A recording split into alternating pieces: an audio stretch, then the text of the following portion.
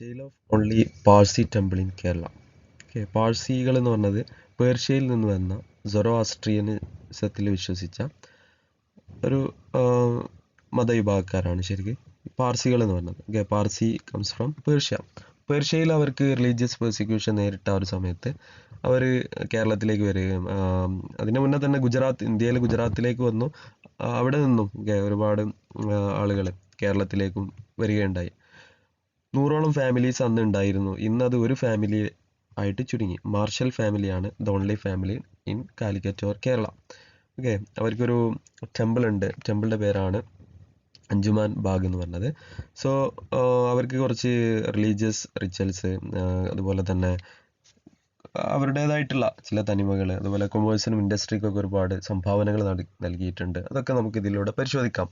അപ്പോൾ ഇതിൽ ഏറ്റവും ഇമ്പോർട്ടൻ്റ് ആയിട്ടുള്ള ഒരു കാര്യം എന്ന് പറയുന്നത്, ആദ്യം പറയാം, എന്താണ് അവരുടെ ഇനീഷ്യേഷൻ സെറമണി, അതായത് അവരുടെ റിലീജിയനിലേക്കുള്ള ഒരു ഫോർമൽ എൻട്രിയെ കാണിക്കുന്ന ഒരു സെറമണിയാണ് നവജോത് എന്ന് പറഞ്ഞത്. നെക്സ്റ്റ് സ്ലൈഡിലാണ് വരുന്നത്, പക്ഷേ നമുക്ക് ഇമ്പോർട്ടൻ്റ് ആയതുകൊണ്ട് അത് പെട്ടെന്ന് പറഞ്ഞു പോവാണ്. ഓക്കെ, അപ്പം നവജ്യോതി എന്ന് പറഞ്ഞാൽ ഒരു ആൺകുട്ടിയാണെങ്കിലും പെൺകുട്ടിയാണെങ്കിലും എന്ത് ചെയ്യും, അവർ ഒരു സേക്രഡ് ആയിട്ടുള്ള ഷർട്ടും അതുപോലെ ചരട്, ഓക്കെ, ഒരു ത്രെഡ്, ഇതൊക്കെ ധരിച്ചുകൊണ്ട് 7ാം വയസ്സിൽ അവരെന്ത് ചെയ്യും, ടെമ്പിളിൽ പോയിട്ട് അതിനുള്ള കർമ്മങ്ങളൊക്കെ ചെയ്ത്, ഓക്കെ, മന്ത്രം പോലെ അതിനുള്ള കർമ്മങ്ങളൊക്കെ ചെയ്ത് റിലീജിയസ് ആയിട്ടുള്ള ഒരു റിലീജിയസ് പ്രീസ്റ്റുകളുടെ സഹായത്തോടു കൂടി അവരെന്ത് ചെയ്യുന്നു, ഒരു ഫോർമൽ എൻട്രി നടത്തുന്നു. ഈ മതത്തിലേക്ക് വന്നു എന്നുള്ള ഒരു ചരടൊക്കെ കെട്ടിയിട്ട് ഒരു എൻട്രി, ഓക്കെ, ഒരു ഫോർമൽ എൻട്രി. പിന്നെ അവരുടെ ഒരു ഫുഡിൻ്റെ പേരാണ് ധൻസഗ് എന്ന് പറഞ്ഞത്.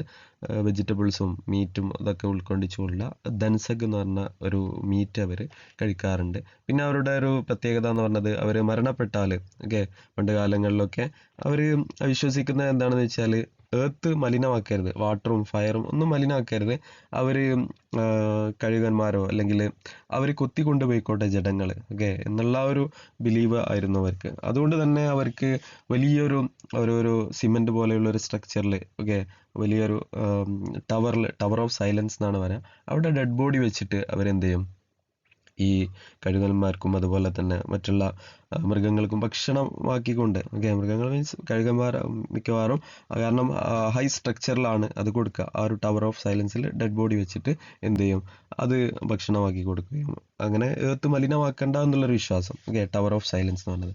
പിന്നെ അവരുടെ വേറൊരു പ്രത്യേകതയാണ് AGIARY, ഏജറി എന്ന് പറയുന്ന, അതായത് ടെമ്പിൾ എപ്പോഴും പ്രകാശപൂരിതമാവും. അതായത് ഫയർ ഇങ്ങനെ കത്തിക്കൊണ്ടിരിക്കും. അത് ആ ഒരു ഫയർ കൊണ്ടുവരുന്നത് ഗുജറാത്തിലെ ഒരു പ്രദേശത്ത് നിന്നാണ്. ഗുജറാത്തിലെ ഒരു പ്രദേശത്ത് നിന്നാണ്. ആ പ്രദേശത്തിൻ്റെ പേര് ഇത് പറയുന്നുണ്ട്, നെക്സ്റ്റ് സ്ലൈഡിൽ പറയുന്നുണ്ട്, നമുക്കപ്പോൾ നോക്കാം. So they are followers of Zoroastrianism, monotheistic religion, അതായത് മതവിശ്വാസികളാണ്, ഒരു ദൈവത്തിൽ വിശ്വസിക്കുന്നത്. ഫൗണ്ടഡ് ബൈ പ്രോഫറ്റ് സൊറോആസ്ട്രർ, അവരുടെ പ്രവചനമാണ് സൊറോആസ്ട്രർ എന്ന് പറയുന്നത്. അഹുര മസ്ദ എന്ന് പറയുന്നതാണ് അവരുടെ ഗോഡ്. പിന്നെ അവരുടെ ഹോളി ബുക്കിൻ്റെ പേരാണ്, ശുദ്ധ ഗ്രന്ഥത്തിൻ്റെ പേരാണ് അവെസ്ത എന്ന് പറഞ്ഞത്.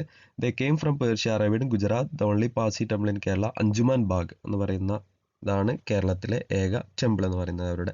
The came to Calicut 19th century for spice trade, okay, മറ്റുള്ള വിദേശ ശക്തികൾ വന്നതുപോലെ തന്നെ സുഗന്ധദ്രവ്യങ്ങളുടെ ആ ഒരു വിൽപ്പനക്കാണ് അവർ വന്നത്. അത് കൺസ്യൂം ചെയ്യാം. They contributed largely to commerce and industry in Malabar, okay, അവരെന്ത് ചെയ്തു, ഒരുപാട് കോൺട്രിബ്യൂട്ട് ചെയ്തു കൊമേഴ്സിനും ഇൻഡസ്ട്രിക്കും ഒക്കെ കേരളത്തിൽ. ഈ ആദ്യം 100 ഫാമിലീസ് ഉണ്ടായിരുന്നു, ഇപ്പോൾ അത് ചുരുങ്ങി. ദെൻ ചില ഫാമിലീസിൻ്റെ പേരാണ് പറയുന്നത്, അവരുടെ സംഭാവനകളും.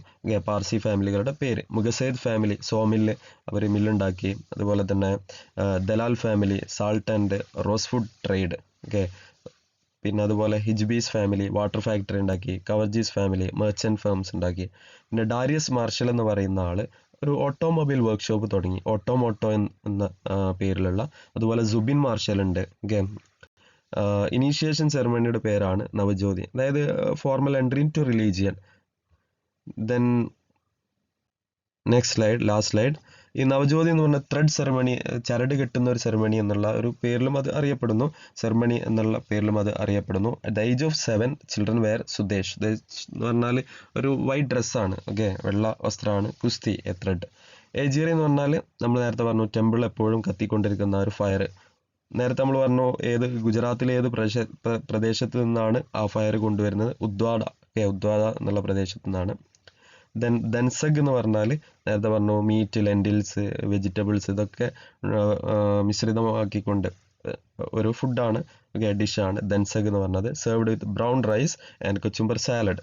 സാലഡും ഒക്കെ കൂട്ടിച്ചേർത്തിട്ടുള്ള ഒരു ദൻസഗ് എന്ന് പറഞ്ഞ ഫുഡാണ്. സോ ഇമ്പോർട്ടൻ്റ് ആണ്.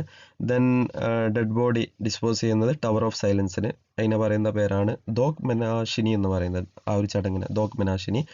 ദെൻ അവരുടെ പോപ്പുലേഷൻ കേരളത്തിൽ കുറയാനുള്ള റീസൺ എന്ന് പറയുന്നത് അവർ ഈ റിലീജിയസ് കൺവേർഷൻ, അവരുടെ മതത്തിലേക്കുള്ള കൺവേർഷനോ അങ്ങനെ പ്രൊമോട്ട് ചെയ്യുന്നില്ല. അവർ ഇൻ്റർഫെയ്ത്ത് മാരേജിൽ എന്താണ് വിശ്വസിക്കുന്നില്ല. കാരണം പാർസി റിലീജിയന് പൊല്യൂട്ടഡ് ആയി പോവോ എന്നുള്ള ഒരു ഇതിൽ. അതുകൊണ്ട് തന്നെ അവരുടെ എന്താണ് പോപ്പുലേഷൻ കേരളത്തിൽ കുറഞ്ഞു വന്നു. ഇപ്പോൾ ഒരു ഫാമിലി ആയിട്ട് കുറഞ്ഞു വന്നു.